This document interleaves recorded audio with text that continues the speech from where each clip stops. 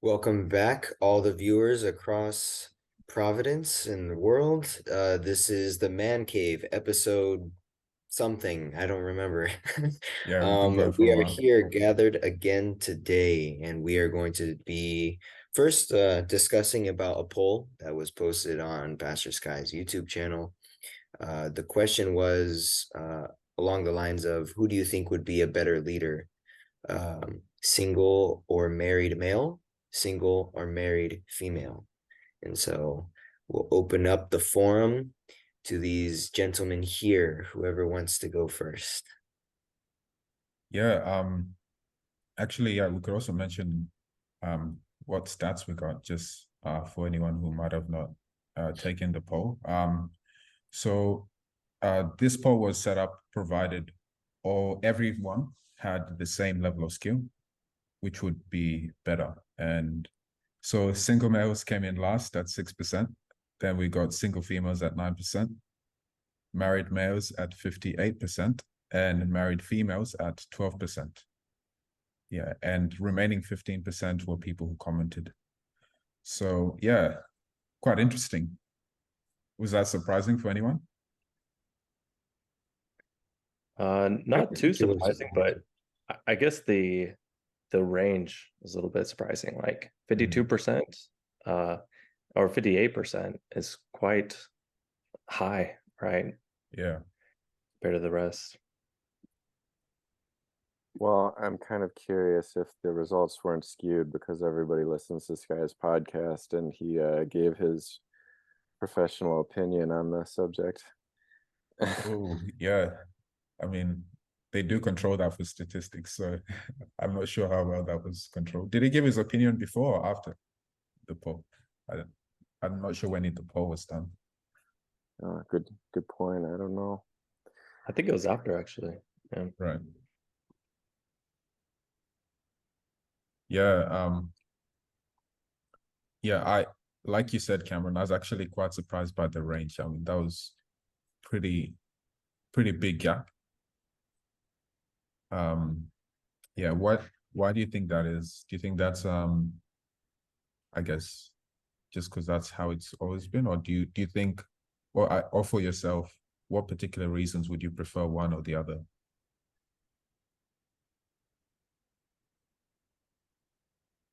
Yeah, I think we actually had a comment recently in a previous episode about do you think stars or married couples, like plus families, which would you prefer as like head leader? And actually, I gave my opinion. I thought, blessed family for the long term. So when it came down to like married male or married female, like those were my two options, and I chose married male. Um, I think, it kind of comes down to having the different pros and cons of a male leader and then a female leader. I think men are more decisive and um, what is the word I'm looking for? Like, I guess not necessarily rational, but very logical in making decisions. So those are like kind of the basics. What do you guys think? Mhm. No, I would agree with that assessment. I think not just in like church settings, but a lot of other situations in life, men are usually very quick to respond in a decisive manner, um, whether it be in your business or life decisions, work, school, or even like a dangerous situation where you have to act quickly and make a very quick split decision that could either result in uh, being safe or being in danger. Mhm.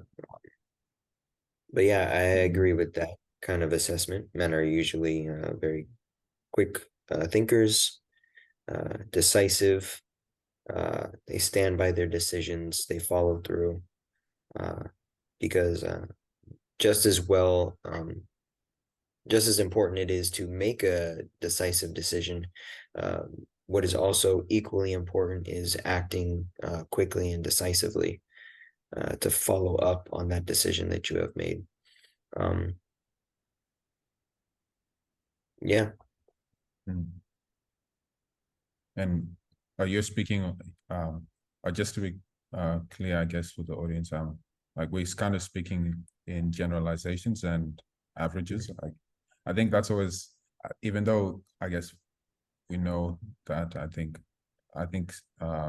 it does help to make that clear to people sometimes.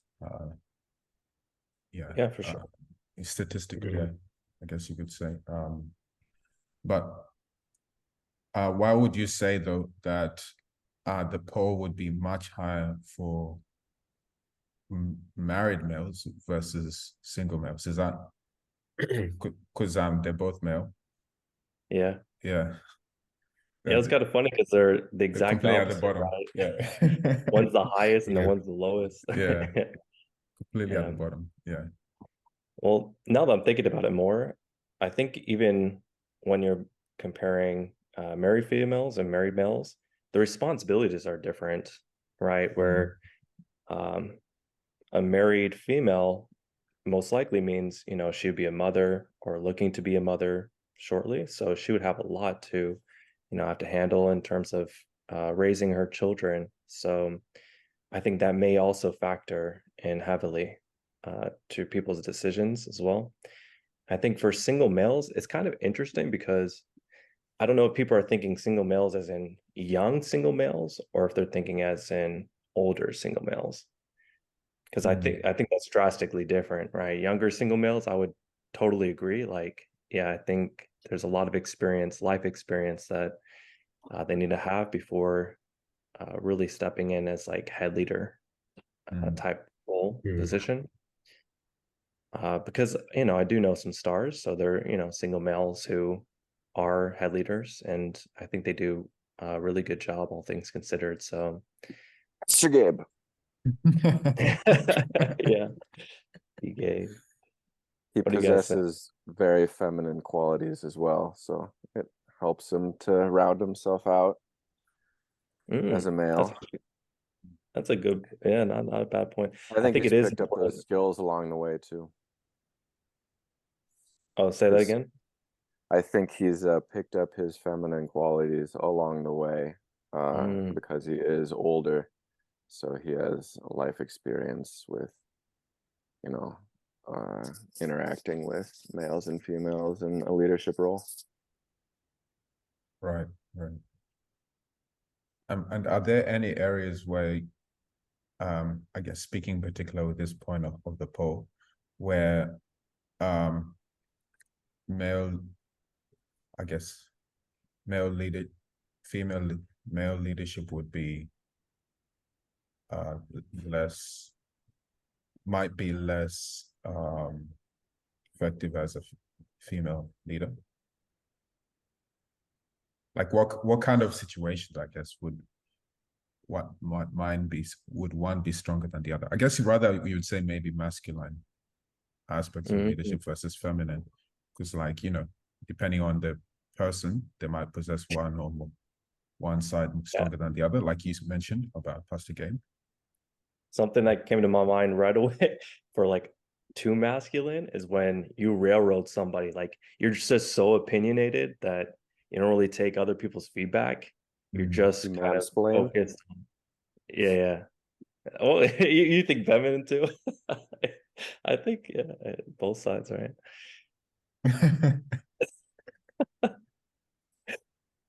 Yeah, I think also maybe failing to understand other people's opinions or perspectives or feelings about something. It's easy to hurt somebody and cause misunderstandings, right? If you're not good at understanding, having like kind of that deeper empathy for others, I think that's kind of a disadvantage. If you lack that, right? You can learn it, of course.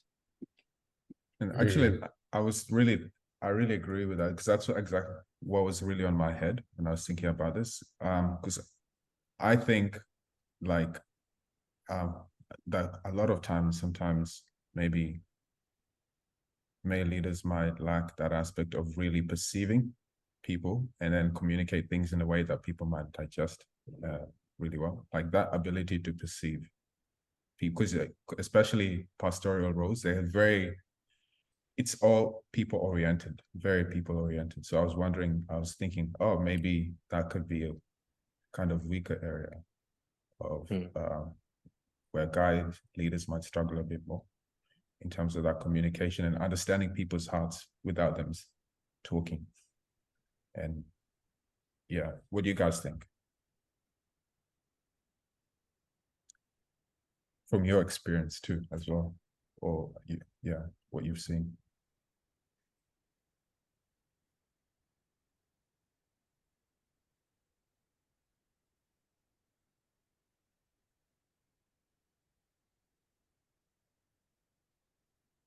Can you phrase the question again? Phrase of the question is, to rephrase the question, or what I'm asking is, from your experience, have you seen maybe guy leaders having less ability to understand people and communicate effectively to people? Yeah, in a way that people can, digest, like dealing with people's hearts well. I wouldn't say, I don't think so. I think because when it comes to understanding people emotionally, or having an emotional intelligence, or more of a logical based intelligence, I don't think it's really cookie cutter. Like men do this and women do that. But I think these are skills that one might inherently have or developed over time. And all the leaders that I've had, like, are specifically head leaders, have all been male. And granted, some of them are better at that particular skill of emotional understanding or emotional intelligence.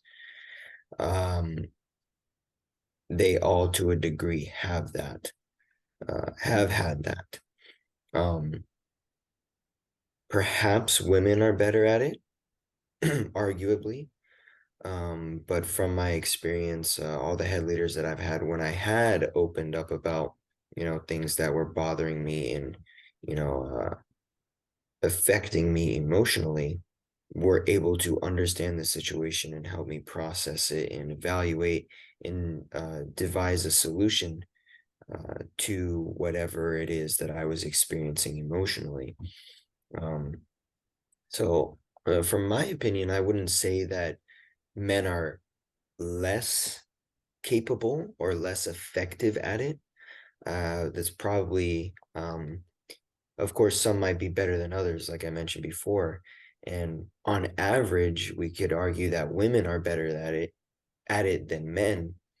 But I do think that men have the capability to have that skill just as much as a woman might have that skill, and also a more logical based thinking, and is very effective at it. So I would say that men are able to do it just as much as a female leader is able to do it.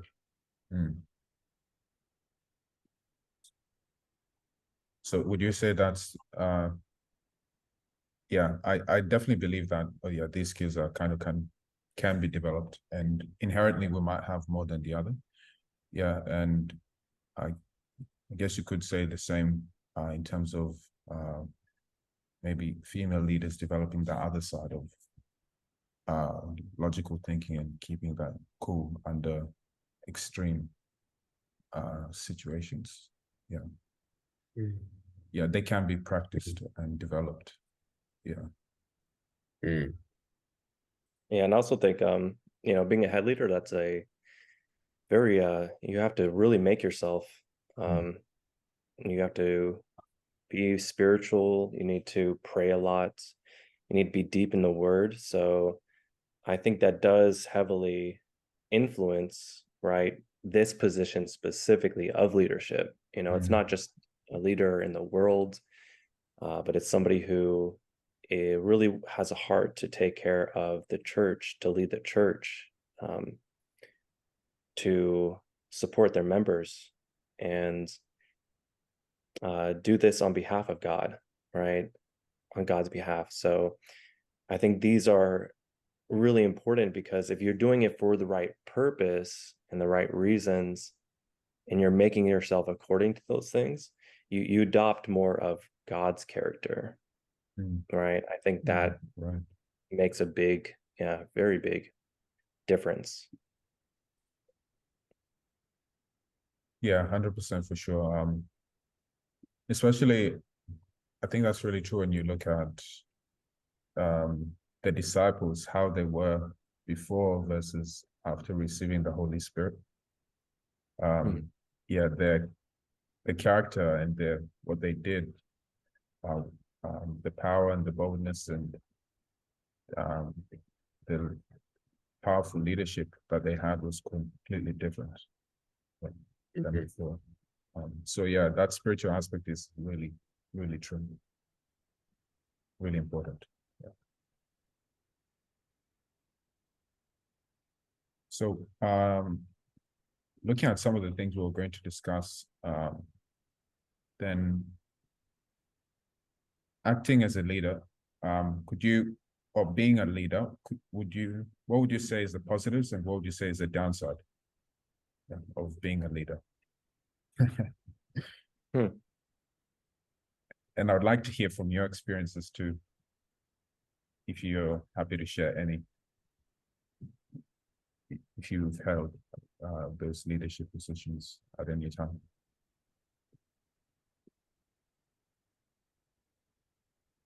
Has anybody here been a leader? Yeah. Yeah.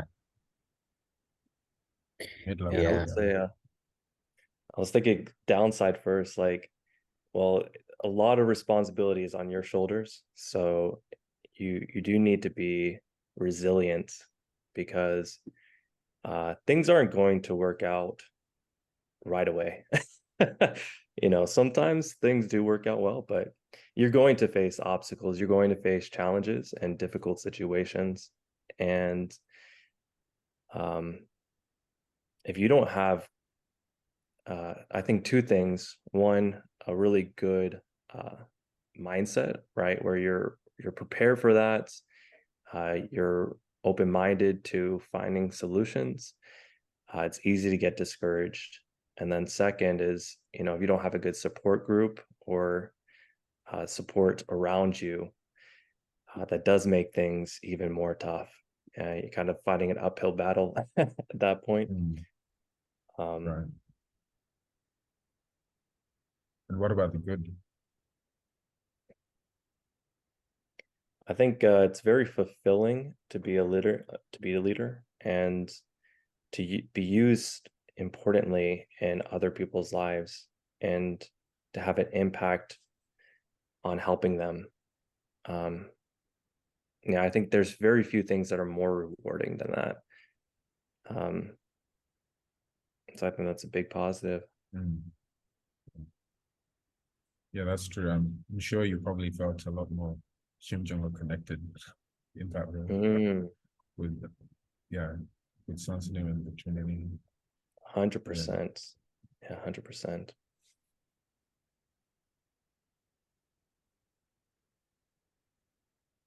I think for me, one of the hard parts of being a leader was coming to realize that even though there are guys that I am, I guess for lack of better terms, like overseeing and taking care of, not all of them want to, I guess, not all of them want to be there. Not all of them want to really get into the word. Not all of them really have a desire for,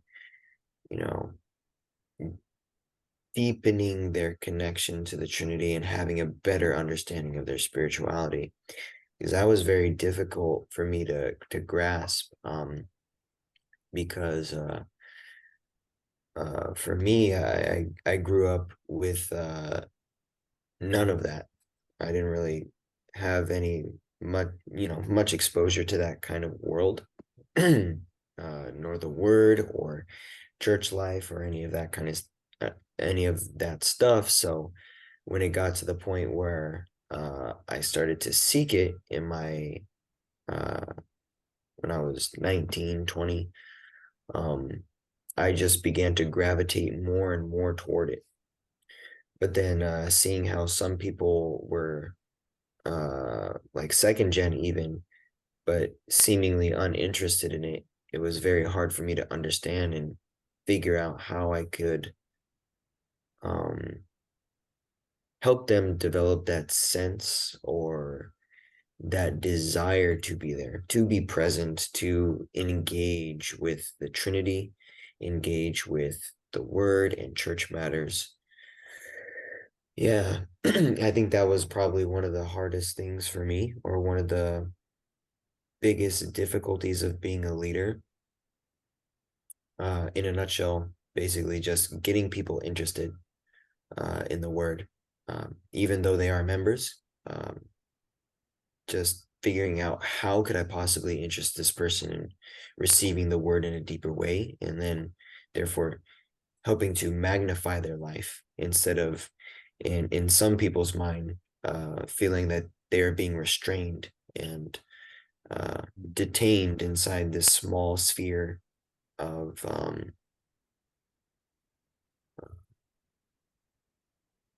what the word is saying, to feel freed by the word instead of limited or boxed in by it.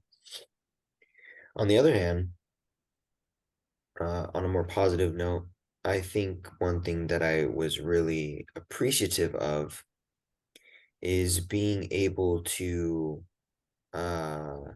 lead others, but at the same time realize where I lack, so Yeah. I could develop better skills, become a better leader. An organization is only as good as the one who is heading it, right? This is why in the scriptures it says Christ is the head of the church. He made himself, Jesus made himself perfect through the Trinity's guidance. And so that's why he is in charge. That's why he is governing, he is the head of the body, right? So in a miniaturized sense, I was looking at myself and like, wow, I really lack in these areas. How could I develop myself in a better manner so that I could be a better leader and a better example to these people in the department that I'm in charge of, that I've been entrusted with. So I think that was probably the best one, because it helped me to identify the negatives, but just to take it a step further, to begin to address it so that I can be better and better suited to assist and guide these other male members. Right. Yeah, 100%. Definitely. I think it really opens up your eyes to things you wouldn't otherwise have seen about yourself, for sure. Yeah. In good ways and bad ways. But, well, bad only temporarily, because at least you know those things that you need to work on. But if you didn't do the role, you would never realize that.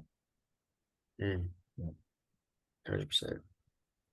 Yeah, I relate a lot to that because especially being young and a leader, you do have, like, just lack of experience will show itself, and it's a great way to really challenge yourself to grow quickly, because you are putting yourself into an uncomfortable position and situation, and you're taking on a position that in a sense it may be demanded of you, but it's also kind of voluntary.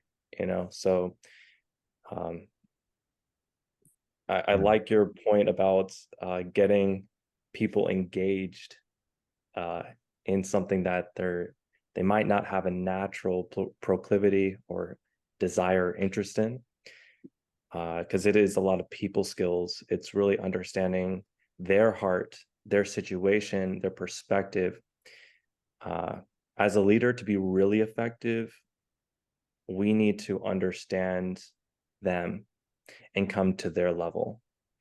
When I first started out as a leader, I tried it just from my perspective and like the level I'm at. And of course, just being a leader naturally means, you're probably more developed in certain aspects than others. So it's easy to become disconnected from people that you're taking care of. So what I learned over periods of time and different instances and deep conversations was it's good to understand their backstory, right? Start off more casual, start off more what do they like? What are they interested in? Okay. And then find one or two things that the word has talked about or Sunsim has talked about or does that relates to it, and start to build it into it. It's like incorporating a good habit, maybe somebody who doesn't like working out, but all the benefits, right? You stay healthy, you get stronger, but a lot of people still, won't exercise because it's difficult. So how do you make it less difficult? How do you start them off gradually? And I think that's another important thing, is to not put such high expectations, unrealistic and unhealthy expectations on others. Give them time for it to come to them, for them to draw closer to God more naturally in their daily life. That really is what we as leaders are supposed to do, is help them get one step closer, just one step closer. We don't have to take them all the way to the final destination on the first shot. It's just about, gradually working with them. So I really like that comment that you made, Mason. Very relatable. And then I was also going to say a downside for leadership, and I think in our situation in a lot of ways, is there's not really a defined roadmap or scope of what you do.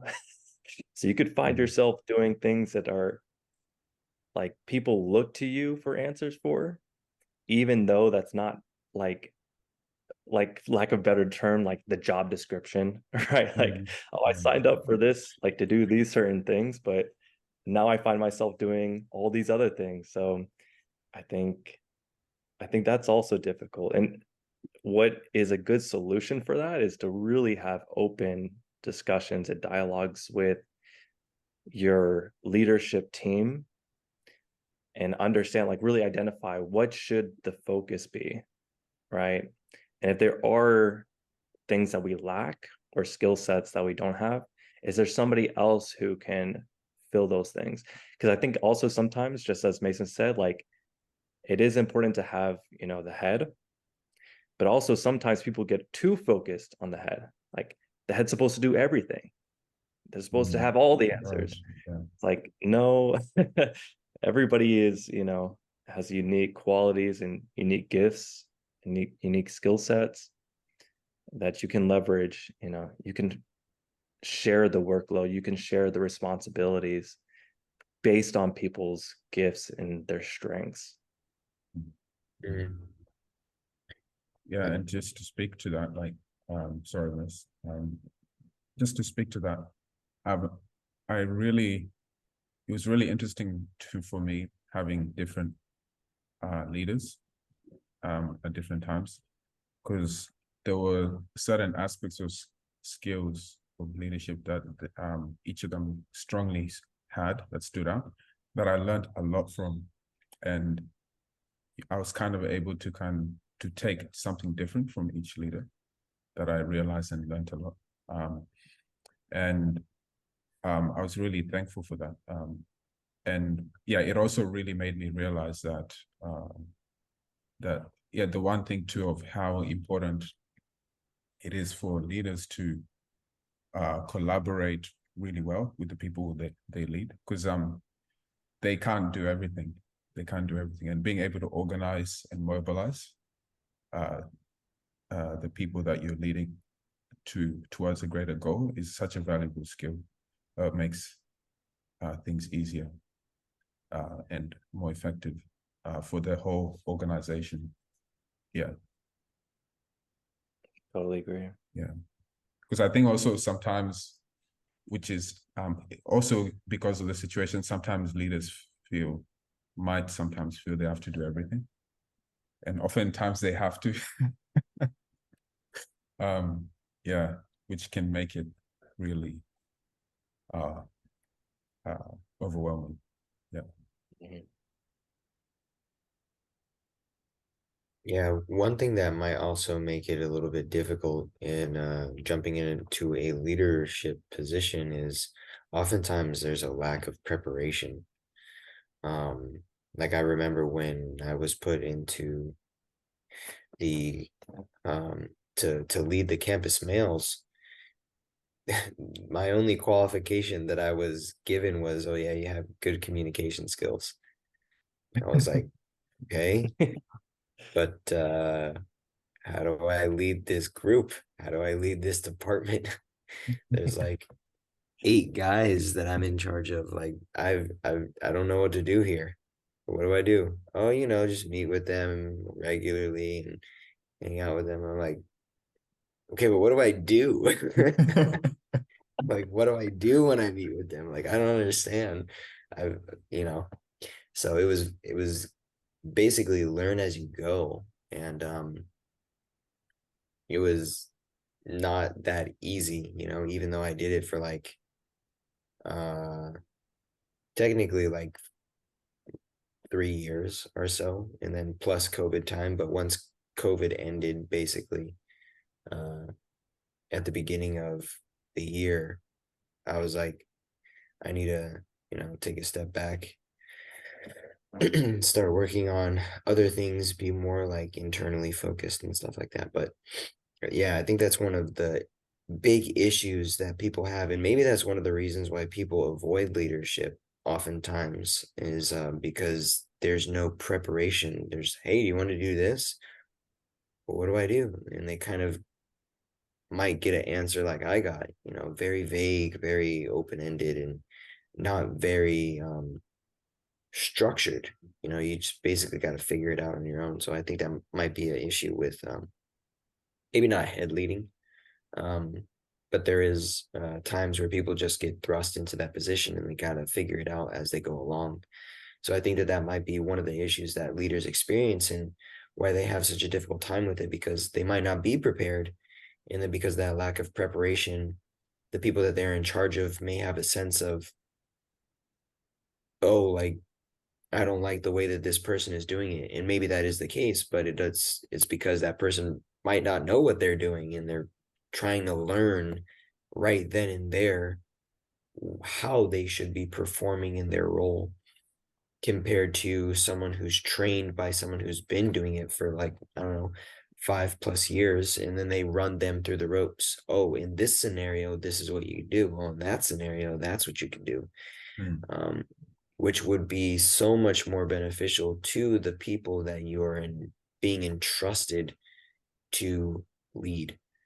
I think that those people underneath that up and coming leader will benefit much more when they have been taught the ropes by someone who's experienced in that role, compared to just jumping in. Right. Yeah, absolutely. Yeah. I mean, yeah, that's something that every established organization has. And it's a unique situation of where we are as in Providence, specifically Western nations, because I can't speak for the other countries. I think from what I saw hearing about Japan, I don't know much about Korea, but Japan is super structured. Super structured. Yeah. And yeah, that system is already there. So I think that really helps make things smoother, for sure. I agree. Yeah. And another question actually is within Providence from the leaders you've had, could be head leaders or department leaders, what were like some of the things that you valued the most, or that you really wanted? Like, if these were the qualities I want from a leader, this is a must. There's many that are important, but yeah, and specific from a leader in Providence. I have a pretty unique one. I love when leaders resemble and exemplify mannerisms or character traits of Sons of Him. I think that's really powerful because, we as Western nation members, it's hard to really get the sense of Sons of Him in some ways. We feel him, we understand him through the word, but that's one dimension, right? And for a lot of people, that can be quite theoretical in a sense. But to see leaders who really have followed closely to his Sons of Him and studied him and made those their philosophy, their mindset, different behaviors that they carry out in their daily life. I think that's really like it's a gem. It's one of those unique traits, those X factor traits that make a profound impact and influence on myself and on the church as a whole and on members. Yeah.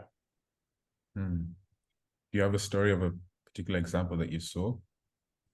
Don't have to name any names, but yeah. Well, I think I've met many leaders who have that very caring, man, it's kind of hard to put it in words, but like they go out of their way to really take care of you.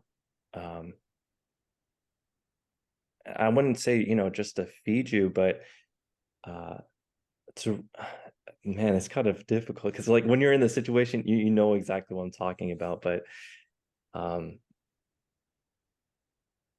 might have to come back to this, kind of gather my thoughts to explain it. Yeah. No worries. In the meantime, Chris, is there anything particular that you want from a leader, or you saw that you really appreciated from a leader within Providence? Well, when Cameron was talking, I was thinking about Pastor Joseph. Joe. He really exemplifies sensing him.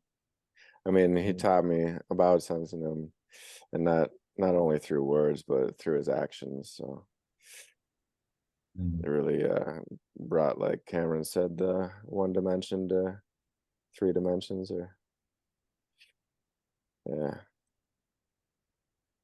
yeah. I'd have to agree with Chris on that one.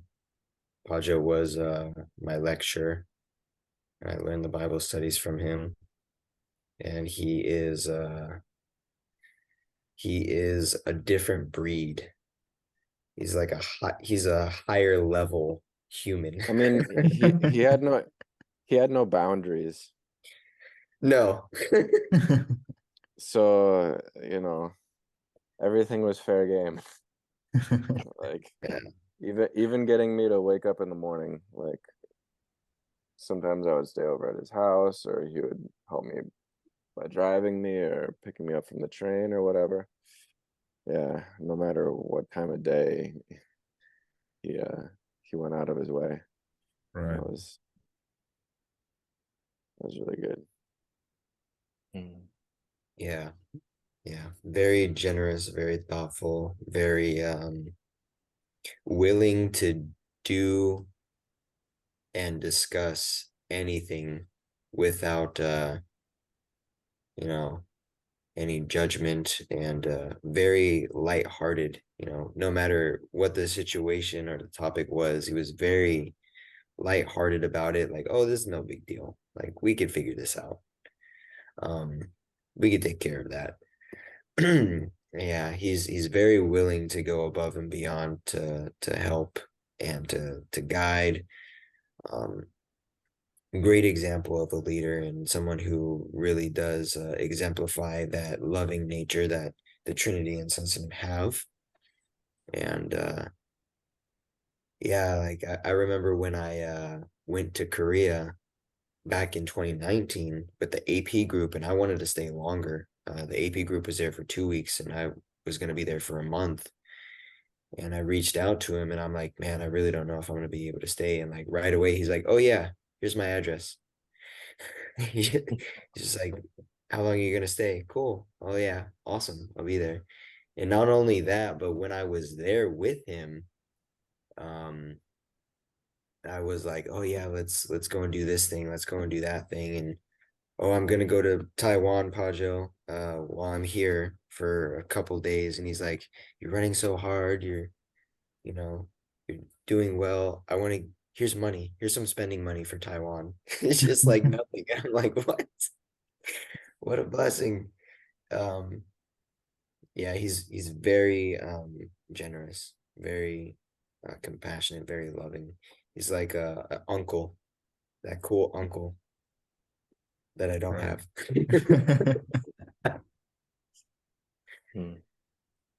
Yeah, so true. Yeah, I was really moved by the testimonies he shared, the things he was doing in Sierra Leone. Like pretty incredible. I was very, very inspired. Wow. Yeah, if you haven't heard it, it's crazy. Absolutely insane. Yeah. Shout out to Pajo, Pastor Joseph, Out of the pod. doing his thing. As always.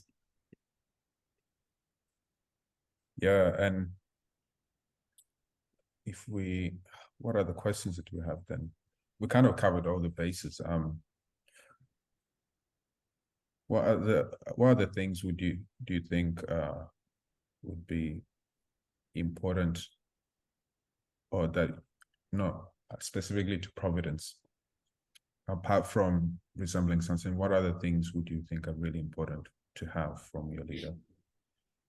Yeah, because I think that's the number one thing. I think that's number one thing in providence, resembling something, for sure. Yeah. Yeah. Well, I think there could be like 100 very critical things that leaders should have, but I think having an open perspective, open minds to hear other people out and to make decisions with information that's presented to you.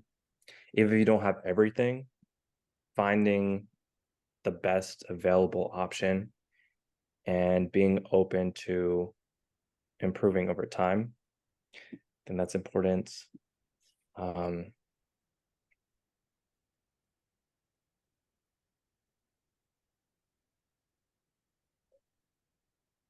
There's something that Mason had said, but kind of having a hard time recalling it a little bit.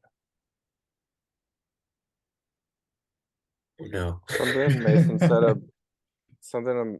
said about Padre, like he is very, flexible and caring and understanding, and that's important in a leader. And something that I've seen through the years, kind of when a leader fails or a leader maybe they even like leave the leadership role, is because they try to have a control over everything and be too controlling. If you try to control things too tightly, then you'll quickly realize that it can't be done, and then in trying to control everything, you lose control over everything, because people reject somebody who is too controlling like that. And then you lose your leadership status kind of in their eyes. So then it all kind of crumbles. So the more, well, was it this guy's podcast or another podcast talking. They're all jumbled together now. Where it's talking about like when you're a leader, you need to serve the people,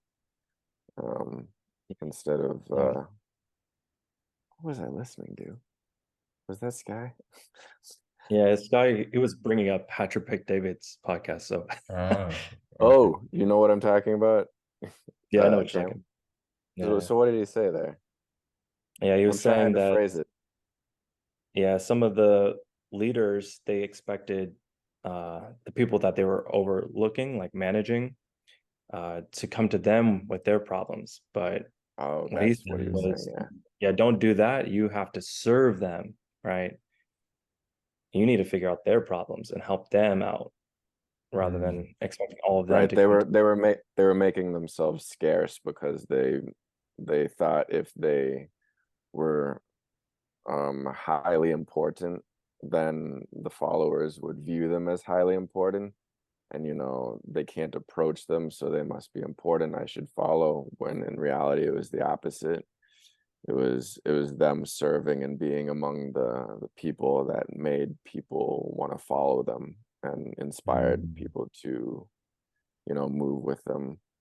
Something well, like the married male thing, like, because I'm married and I've tried to go to like Providence pastors for advice with that before, but what I ended up doing is like going to a Christian marriage group, or sometimes they have like a speaking on like, they give like a lecture on the different sexes, and it's like a marriage class kind of in a Christian setting, and I found those very valuable.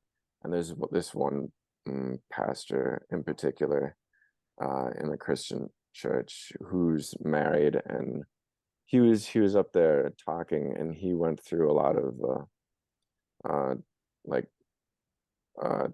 trials and troubles with his wife, and that went on for many years. And then in the end, he became a much more understanding person and much more capable of explaining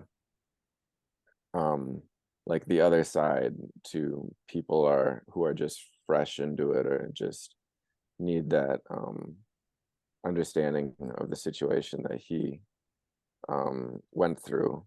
So I think you can't really gain you can't really gain these leadership qualities overnight. And I think God kind of leads, like, especially in a Christian setting, you have so many people, and you have so many talents and gifts, and you have so many different experiences that God kind of leads you to a place um, that he needs you. So for for me to go and like counsel and like get advice from that Christian pastor, that was very helpful for me. And he already went through that, and that was kind of God's way of using him in that role. But it's tougher in Providence because we have to fulfill so many roles, and a lot of times we don't have the experience. But I think eventually, with the poll being like, most people prefer a married man, and I think a lot of the times it's because they're less threatening, because they have children and a family, and you can see them having a responsibility. But another thing, the more important thing, is experience in like some of those tough situations, life situations, so they're able to impart some of that wisdom to people. So it's tougher in Providence when we don't have those types of people who have all that experience, but one day we will. And you know Yeah, 100%. Yeah. Yeah. For sure. I think that's a really big point. Like that life experience of raising a family can shape so many aspects of a person.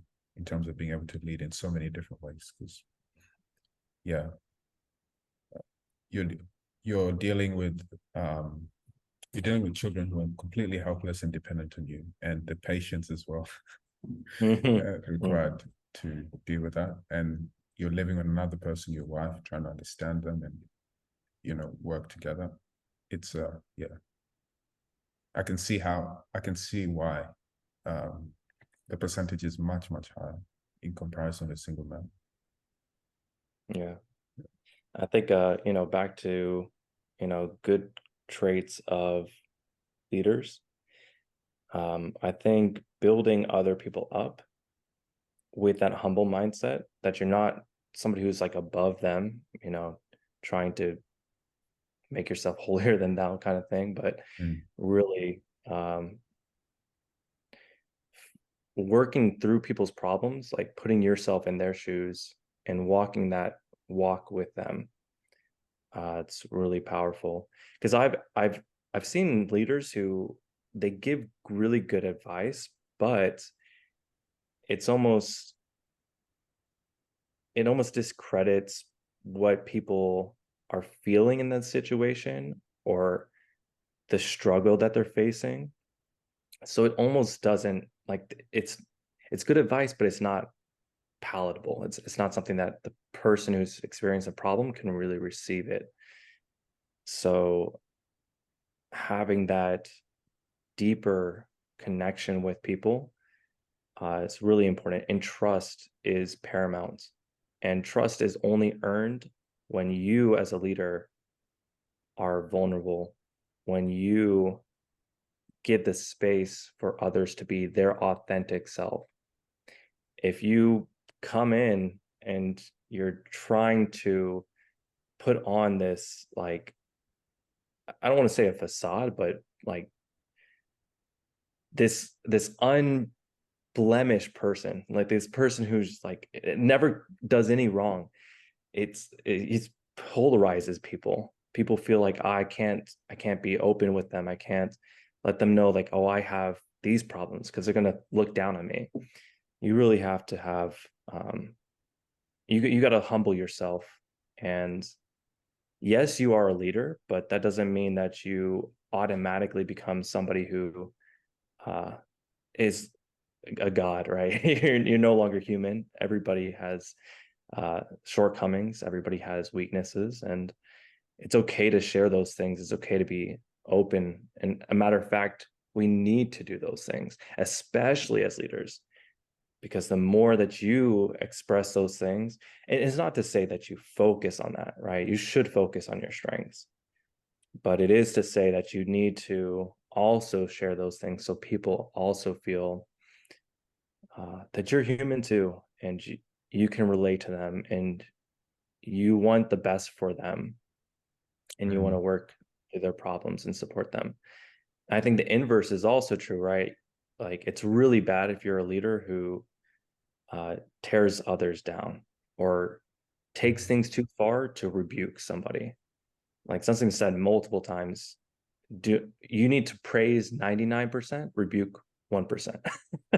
So you really need to be a person who edifies others and looks to, like, if somebody's been open with you and transparent and authentic and has expressed a shortcoming or a difficulty that they're facing, you should never, chastise them or, berate them for that. You need to understand them and try to put yourself in that situation, right? How scared would you be in that situation? How much anxiety would you be experiencing? And then a lot of answers kind of naturally flow from there. Yeah. So I think that's also a really important trait of a leader. Agreed. Yeah, definitely. I think so. And yeah, Sanson does that really well when he's telling stories. He's very transparent when he tells a story. And I like yes, yeah. I laugh a lot. Yeah, like I forget. Yeah, I forget I think it was the one where he was building, he was trying to buy the land, right? Buy the land from all these people to build God's palace, right? And people wouldn't sell him the land, even though he gets the money. The people would refuse to sell him the land, and he was saying how, yeah, he was wondering, I'm trying to fulfill God's will, but all these things are happening to block. Is this not the will? What's happening? And he's working so hard, but all these obstacles have come. And like even sometimes then he said he would hide and cry because he didn't want anyone to see him. Yeah. And then, but still keep going. And through a lot of those stories, people can also realize that in their own situations, just like this, God is with me, and God will help me overcome.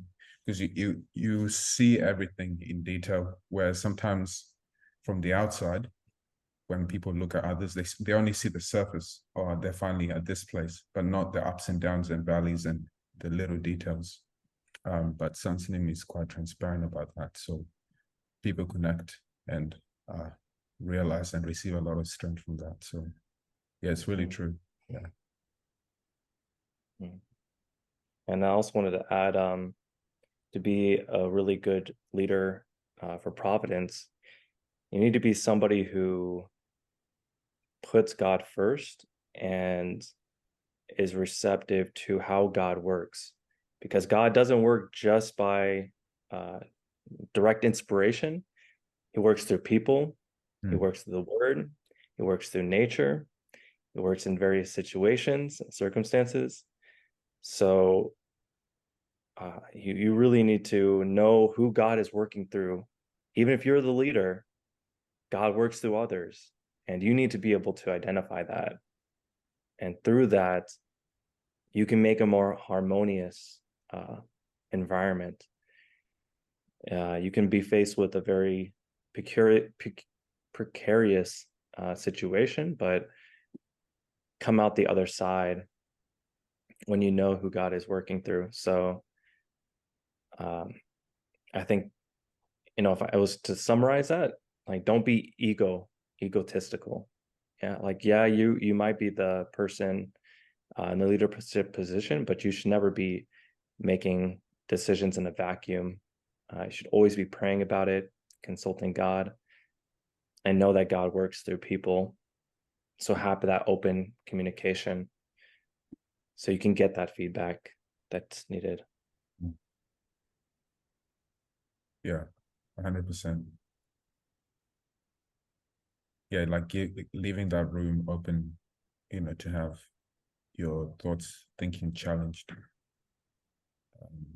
Yeah, because yeah, think about it, because Sansim is who he is, and he listens to people, right? He never makes, he doesn't always make decisions, just based off his own inspiration. He speaks with others, he discusses. So yeah, if he does that, how much more do we need to do that?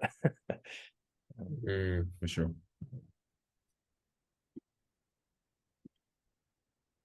Yeah. Thanks, guys. We have reached the hour. No. We made it. Yeah, this was good. Yeah, especially yeah, it was really good to hear first-hand experience. I think those are really powerful and really helpful to really kind of not theoretically think about what leadership is, but I think it helps really connect with reality, to hear actual people's experiences. So it's good to hear you guys share some of those things. Yeah, and I want to, just thank you guys for being open and, just sharing your experiences. I think it's something that's really valuable to myself and also to everybody listening. Amen. Amen. Disclaimer for the viewers: if it seems like some of us are kind of tired, I'm tired. It's because we're recording really late at night. It's 10:30 for me. It's like almost 1:30 for Cameron. and Chris falls somewhere in between both of us. I think it might be like 11 or 12:30 for Chris. Yeah, but I'm the only one in a good time zone. It's 3 p.m. over here, 3:23. So Yeah. So awesome work, guys. Yeah. we gave our best effort, everyone. Thank God. I don't Thank think God. there's any bloopers in this one, so nothing to regret. Nothing said is regretful. To the end without regrets. Thanks, guys. Yeah, and thanks for listening out there. Always, it's really good to read people's comments. I think that really helps move the discussion forward and think about these things deeper. So please go ahead and comment what you guys think about this, all who are out there. And yeah, we'll see you next time. See you guys. All See ya. right. Thanks, everyone.